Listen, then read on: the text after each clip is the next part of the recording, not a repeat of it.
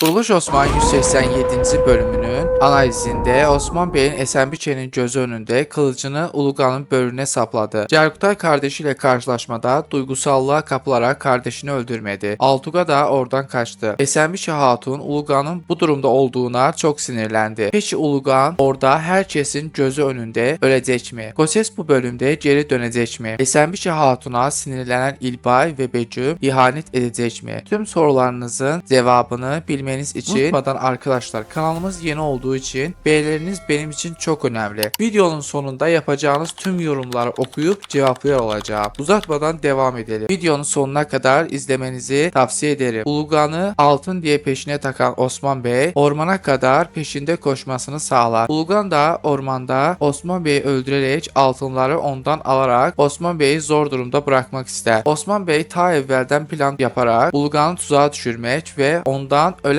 beylerinin ve ahalinin intikamını almak istiyordur. Osman Bey'in peşinden gelen Uluqan yolda Alplerin Osman Bey'in atlarının izlerini sevdiğini görür. Bu sırada arkadan dolaşarak Osman Bey'i karşılamaya gider. Osman Bey de beyleriyle planladığı yere giderler. İstedikleri yere vardıklarında Osman Bey ve Alpleri atlarından düşerek Ayaz Bey'i beklerler. Ayaz Bey gelince Osman Bey sevinir. Osman Bey Ayaz Bey'e dar gününde yanında olduğu için teşekkür eder. Bu sırada Uluqan nökerleriyle Osman Bey'in karşısına çıkarak Osman Bey'in önceden tuzağını bilmeyen Uluqan ölümüne doğru yürümeye başlar. Bu sırada kızgın savaş başlar. Savaş başladığında ilk başta dediğim Cərgutay ve Altuqa karşılaşması başlar. Cərgutay zalı pusatı ile Altuqa'nın üzerine aslan gibi saldırır. Altuqa yere düşer. Bu sırada Cərgutay kılıcına davranarak Altuqa'yı öldürmek ister. Altuqa, sen bize ihanet ettin. Hadi öldür. Annemiz Meral'in yanına gideyim. Cərgutay yerinde donarak kalır. Altuqa oradan ormana kaçar. Bu sırada Osman Bey ile savaşan Uluqan Osman Bey'den ağır kılıç darbesi alarak yere düşer. Hemen nökerler gelerek Osman Bey'in Uluqan'ı öldürmesine izin vermez. Altuqa da yardım eder. Altuqa da Uluqan'ın yanından ayrılır. Cərgutay üzülürken Alpler Cərgutay'ı teselli eder. Osman Bey Uluqan'ın peşine düşerek nökerlerini öldürür. Ormanın içinde Uluqan'la yalnız kalan Osman Bey Uluqan'ı etkisiz hale getirir. Zor durumda kalan Uluqan Osman Bey'e boyun eğer. Osman Bey, ben bu dünyaya adalet mührünü vurmaya geldim ve bunu yapmadan gitmeyeceğim. Uluqan da çok kan kaybettiği için bir şeyler yapamaz. Bu sırada Osman Bey'in beyleri nökerleri bitirerek Osman Bey'in yanına gelirler. Osman Bey Uluqan'ı da alarak Esenbiçe ile görüşeceği derin su mevkiine gelirler. Osman Bey ilk önce oğlu Orhan Bey ile birlikte Esenbiçe Hatun'un karşısına gelir. Bu sırada Esenbiçe altınlarının nerede olduğunu sorduğunda Alpler arabaları götürür. Nökerler sandığı Esenbiçe'ye götürür. Esenbiçe sandığın ağzını açıp bir de içinin boş olduğunu gördüğünde çok kızarak, bu nedir Osman Bey, yoksa sen canına mı susadın? Hemen o anda Alpler gelerek Uluqan'ı da yanlarında getirirler. Esenbiçe şaşkınlık içindeyken Osman Bey, susadığım Uluqan'ın canıdır. Uluqan'ı yaralı bir halde Osman Bey'in ayağının dibine doğru bırakırlar. Osman Bey kılıcı ile Uluqan'ın kellesini kesmek istediğinde Esenbiçe Hatun Osman Bey'e durmasını emreder. Bu sırada oba beyleri gelerek Esenbiçe'nin gerçek yüzünü görürler. Esenbiçe Hatun'a altın yerine taş veren Osman Bey, oba beylerinin Esenbiçe'ye itirazından sonra Esenbiçe Hatun kızar ve oyun bitti Osman Bey. Bundan evvel Sargun'un Osman Bey'in kızı olan Fatma Hatun'u beğendiğini de göz önünde bulundurmak isterim. Onun cesur, merhametli savaşçı olması Sargun'u Fatma Hatun'a bağlar. Esenbiçe Hatun da sana yakışır bir gelir olacak diye Sargun'a destek verir. Gelelim esas meseleye. Osman Bey evvelden her şeyi bildiğinden oyununu çok güzel kurmuştur. Esenbiçe ne kadar Osman Bey'i tehdit etse de Osman Bey Esenbiçe Hatun'u kale almadı ve kılıcını Uluqan'ın böğrüne sapladı. Uluqan kılıç yarası ile sızlanırken Esenbiçe ve nökerleri savaşa hazırlanır gibi kılıçlarını ve kendilerini zor tutarlar. Uluqan ağır darbeden yere yığılarak kendini kaybeder. Bu sırada Osman Bey'in ve oba beylerinin diğer alpleri ormandan çıkarlar. Sayı üstünlüğünün onlarda değil de Osman Bey'de olduğunu gördüğünde Esenbiçe Hatun bir şey yapamadı. Osman Bey Uluqan'ın cesedini orada bırakarak oradan ayrıldılar. Beyleri ve alpleriyle birlikte Osman Bey'in obasına doğru ilerlediler. Esenbiçe de kızgın bir halde Osman Bey'e bunun bedelini ödeyeceksin diyerek öfkeli bir halde nökerlere Uluqan'ı kaldırmalarını emretti. Osman Bey obasına gelerek ilk iş beyleri ile toy kurarak istişare ettiler. Beyler Osman Bey'e, beyim şimdi ne yapacağız? Bunlar üstümüze çok kalabalık bir halde gelecekler. Osman Bey de beylere kendi alplerinizi Ayaz Bey gibi bizim tarafımıza getireceksiniz dedi. Bu arada sırada Cerkutay üzgün bir halde başını aşağı eğerek üzgün bir halde duruyordu. Osman Bey Cerkutay'a Altıgay'ı sorduğunda öldüremedim beyim. Osman Bey de merak etme her şey yoluna girecek dedi. Altıga da bu sırada ormanda gizleniyordu. Osman Bey'i takip ederek nereye gittiklerini gördükten sonra Esenbiçe Hatun'un yanına geldi. Ulugan'ı yerde kötü halde gören Altıga resmen şoka uğradı. Ağlamaya fırsat bulmamış Esenbiçe Hatun ona sen neden ölmedin? Altıga ben Osman Bey'i takip ederek nereye gittiğini bilmek istedim. Kendini kötü hisseden Altıga kılıcını Esenbiçe Hatun'a vererek kendisini öldürmesini bu acıya dayanamayacağını söyledi. Esenbiçe de başını kaldır. Daha Ulugan'ın intikamını alacaksın. Esenbiçe Sargun'a birlikleri obaya götürmesini ve bir araya toplamasını söyledi. Sargun'la birlikte obaya giderek birlikleri topladılar. Bu sırada Becüm ile Hair İlbay da plan kurarak kendilerini garantiye almak istediler. Esenbiçe Hatun onları da harcayabilirdi. Obaya gelen Esenbiçe ve Sargun atlarından indiler. Çadırın önünde İlbay ve Becüm duruyordu. Onların yanına giderek siz ne yapıyorsunuz? Öylece Esenbiçe'nin yüzüne bakan İlbay ve Becüm siz Osman Bey'den vergileri alabildiniz mi? Esenbiçe Hatun da hayır alamadık. Ulugan da öldü. Becüm kinaye ile Osman Bey hiçbir düşmana benzemez. Esenbiçe de bakıyorum Osman Bey'e çok hayransın. Ben de başka düşmana benzemem. Şimdi diğer birlikleri gidip alarak buraya getirin. Yolda kendi birliklerimizle sizi karşılayarak birleneceğiz. Ulugan'ın cesedini ormana götüren nökerler ona güzel bir tören yaptılar. Çevresine ateşten çember kurarak Ulugan'ı da ortaya koydular. Şahin Ulugan'ın çevresine daire çizerek davulu çalıyordu. Onu Yüce Tengri'nin yanına şanlı bir halde uğurlamak için. Birden tören devam ederken Ulugan derin bir nefes alarak geriye döndü. Ama ağır yaralıydı. Kendi hekimleri ona merhem sürerek iyileşmesini hızlandırmaya çalışıyorlardı. Altıga ve nökerler sevinçten göğlere uçarak kendi dillerinde Tengri'ye minnettar olduklarını diyordular. Sofya'da kendi askerlerini alarak Esenbiçe Hatun'un yanına geldiler. Onunla görüşerek ben de Osman'dan nefret ediyorum. Tüm ordumla yanındayım. Esenbiçe Sofya'ya beni nereden tanıdığını ve ne için yanımdasın sorduğunda Esenbiçe senin Osman'dan nefret ettiğin gibi ben de onlardan nefret ediyorum. Seninle birlikte olmam senin gücüne güç katacağım. Ayrıca benim elimde Osman ve Bala'nın kıymetli bir hazinesi var. Esenbiçe Hatun Sofya'ya devam etmesini elinde nasıl bir hazine olduğunu sorduğunda Osman ve Bala'nın kalbi olan kızlarını kaçırdım. Ellerimde diyerek çirkin bir gülüş atar. Esenbiçe Sofya'ya o zaman birlikleri ormanın yakınlığına götürerek beni orada bekle. Ben de seninle geleceğim dedi. Akşam olduğunda Osman Bey ailesiyle birlikte iftarını açarak güzel bir sohbet eder. Bu sırada Osman Bey'in alplerinden konu gelerek önemli haber olan Sofya ile Esenbiçe'nin birlikleri birlenerek bize karşı plan kuruyorlar. Osman Bey de bunu duyduktan sonra düşünceli bir halde beylere çadırda toplanmalarını söyledi. Beyler çadırda toplandığında Osman Bey onlarla Sofya ve Esenbiçe'nin birlikleri hakkında konuştular. Sabah birlikleri uçan ateşlerle ve oklarla hücum ederek dağıtacağız. Bunun için plan kurmaya başladılar. Sabah olduğunda Sofya ve Esenbiçe'nin birlikleri birleşmeye başladılar. İlbay ve Becüm de birlikleri alarak yanlarında durdular. Osman Bey alpleriyle gelerek alplerine uçan ateşleri ve okları hazırlamalarını söyledi. Alpler hemen uçan ateşleri ordunun üzerine attılar. Diğer alpler de ordunun üzerine okları atmaya başladılar. Ordu dağılmaya başladı. Herkes şok halde ne yapacağını bilmedi. Osman Bey hücum emri vererek Moğolları ağır zayiate uğrattı. Zor durumda kalan Moğollar ve Bizans askerleri geri çekilmeye başladılar. Osman Bey üzerlerine gitmeyerek bu onlar için yeterli diyerek alplerine ve beylerine